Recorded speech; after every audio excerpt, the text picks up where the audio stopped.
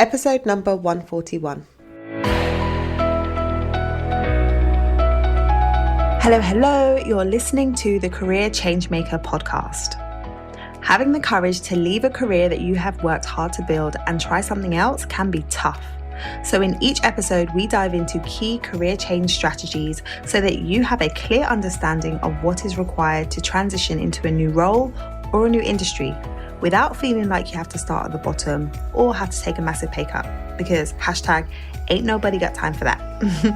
If you are ready for frank and honest discussions about how to become a career change maker, keep listening. I'm your host, lawyer turned career strategist and executive coach, Janine Esbrand.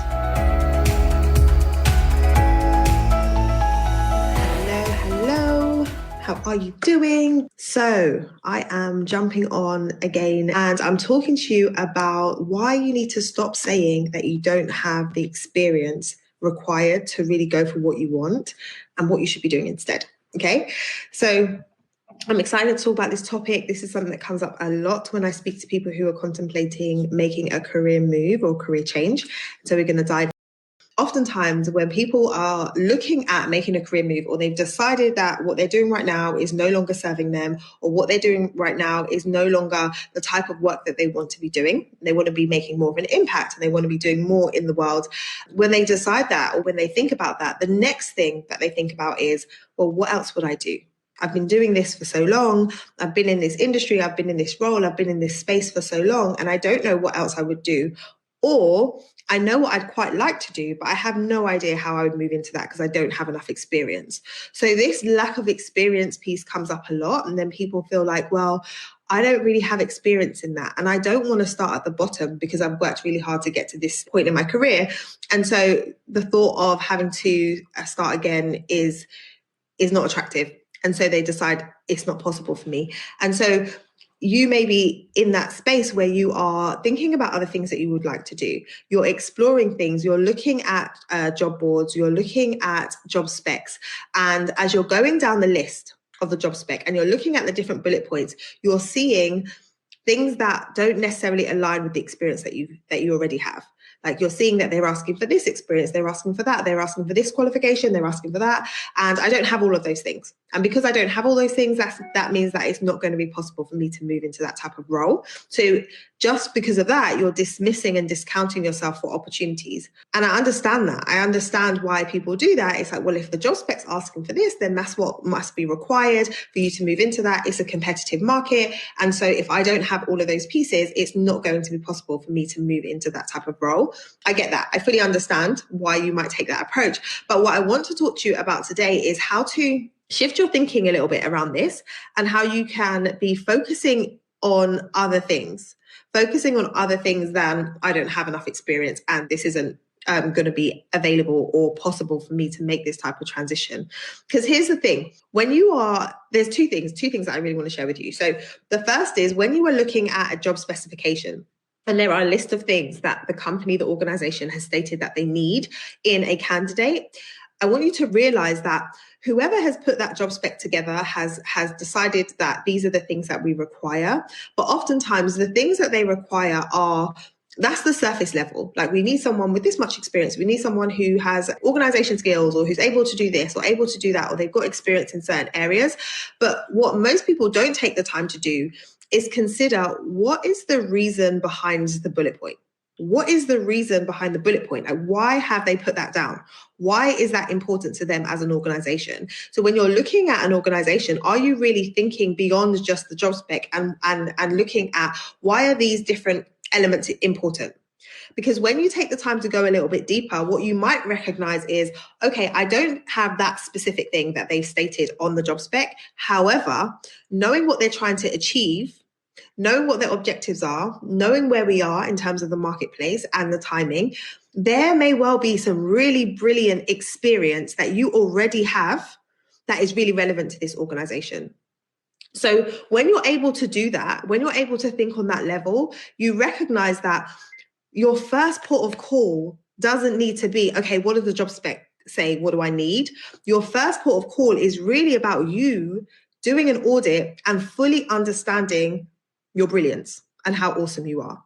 And part of what I love to do in my program with the ladies that go through my program is help them to lean into their brilliance and really understand, like, you have probably got 4, 5, 6, 7, 10, 15 years experience in a chosen industry, in the industry that you're in right now. And in that experience, in the time that you've been there, your expertise has grown. You've got amazing results for your organization, for your team, for your clients. You've done all of these things. And just because you're considering moving outside of the space that you've been operating and moving into something else, it's as though you think that you lose all of that. Like, poof, it all comes out of my head because I'm moving into a different space. That is totally not the case. What's going to happen is you're going to take all of that experience that you've gained in your current role, and you're going to use that wherever it is that you go. You can't forget that stuff. And so because you can't forget that stuff, and because what you're able to do is of value to your organization, it is, because if it wasn't, they wouldn't be paying you for it. Because it's of value, if you're able to articulate that value and you're able to demonstrate how that is really relevant for the type of role that you want to go into, then it becomes less about, like, do you have the specifics on, the specific bullet points? And it's more about, does the value that you have, does it make sense for what you want to move into? And are you able to position yourself as such? And when you can do this, it's super powerful. So I've got a couple clients in mind right now, clients who, one in particular who moved into, she's working as a real estate lawyer for over a decade in private practice. And she was really interested in moving into a different industry. And she was like, I don't even know how I would make this transition. And she told me about a role that came up. So as she was going through the program, an opportunity came up, and she was telling me, like, Janine, I've looked at this job spec and I don't even understand half of the things that they're saying on here. Like, the language that they're using, the terminology that they're using is totally foreign to me. And I'm like, okay, fine. Like, let's put that language aside, but let's really look at what it is that they're asking for. And when we were able to drill down and really look at what they were asking for, we were working on, putting together her CV, her cover letter, and positioning herself for this opportunity. So she got through to the interview stage, and we were doing a mock interview. Like, we were prepping for the interview. And as I was asking her to kind of, let's talk about some of the experience that you've got that's really relevant to what this is. Let's talk about some of the things that you've done in the past. Let's talk about some of the wins that you've had, the value that you've brought, the achievements that you've gained for your current organization. As she was going through and talking to me, some pieces of experience was coming out of the woodwork, essentially, things that she'd totally forgotten about at the early stages of her career that were super, super impactful. And she got amazing results. And she was like, oh yeah, and I did this thing. Oh, and actually that's really relevant for what it is that they're asking for. And actually, I didn't even realize that I did this and all of this stuff was coming out. And I was like, hey, where is this? Where is this on your CV? Like, I didn't even see this. You never mentioned this before. She's like, I totally forgot about it.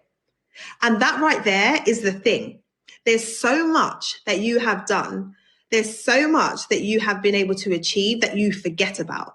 And because you've done it, because you do it, because you're you and it's your experience, it's super easy for you to overlook the value that you bring. Because you're doing your work, right? You're going in, you got your head down, you're doing what it is you need to do on a day-to-day basis. And so really taking a step back and saying, well, how has this actually made a difference to my organization and my team is not a thing that you often do. And because it's not a thing that you often do, it's hard for you to then articulate that to other people.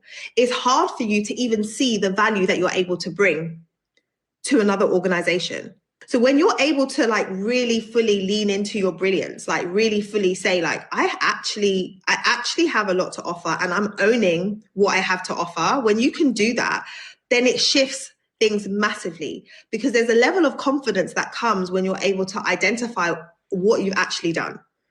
Like, one of my clients the other day on a coaching call, she was just saying, when I went through the exercise and I was really thinking about all that I have done and achieved, I was like, wow, I've actually done a lot. Like, I actually have done a lot. And the point is that her recognizing that now makes it easier for her to then go and share that value going forward. So when you're talking about, okay, let me go and see whether or not I could do this, this, and this, let's not just say, oh, I don't have the experience, so I can't do it. That's just a cop-out. That's just a cop-out. You're just like, yeah, I can't do it. No, let's do the hard things. Like, let's take time to do the work to figure out, like, not, oh, I can't do it. It's like, well, how could I do it? Like, how could I do it? So the first is, let's identify what value you actually have and figure out how you can articulate that value to someone else.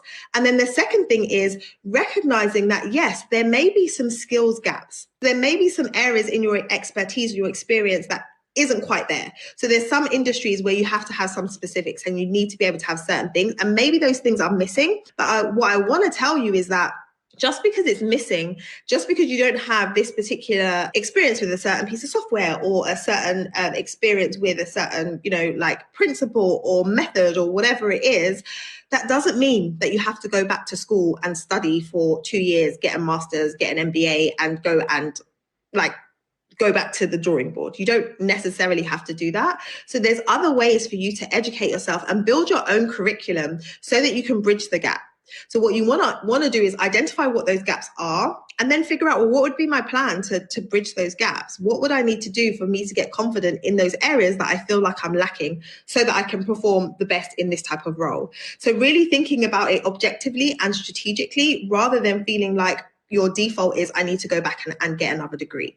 And the reason why I'm saying that is because I know you're a high achiever. I know you're someone, if you're anything like me, you like learning, you like to study. And so you go from one course to another course to another course or another program, and it's not always required. So when you're thinking about, if I want to make this transition, I'm going to have to spend the next 2 years skilling up or learning about this by going to do a 2-3 year course, that isn't always the case. That isn't always necessary.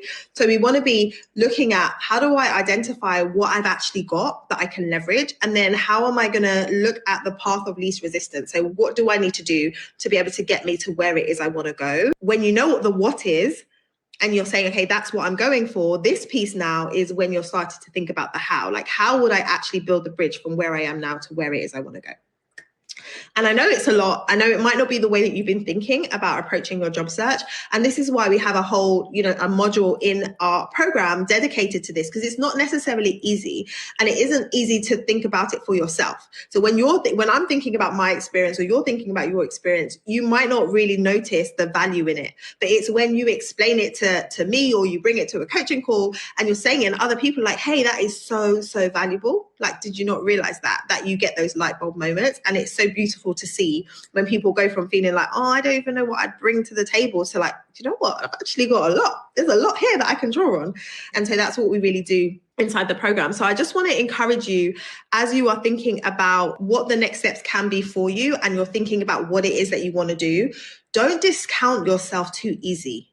Don't discount yourself too easy. Don't just be like, I can't do that. I can't do that. I can't do that. Just think about, what do I really want to do? And then let's have a plan of action as to how we can get there. So yeah, I want you to just really think about that when you're next looking at a job spec and saying, oh no, I couldn't do that. If it's something you want to do, then it's totally possible for you to figure out what is the transition. And don't forget how amazing you are already, and all of the experience that you have to date is totally relevant. So we just need to look at how we can leverage that.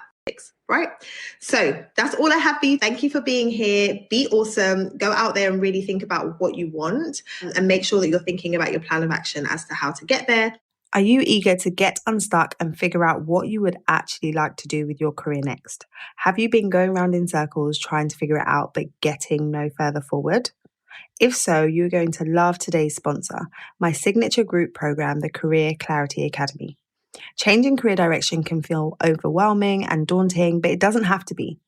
In my signature program, we give you clear, step-by-step, proven processes for getting completely clear on what it is that you want to do and understanding how you can leverage your existing experience and position yourself to attract and land a dream role.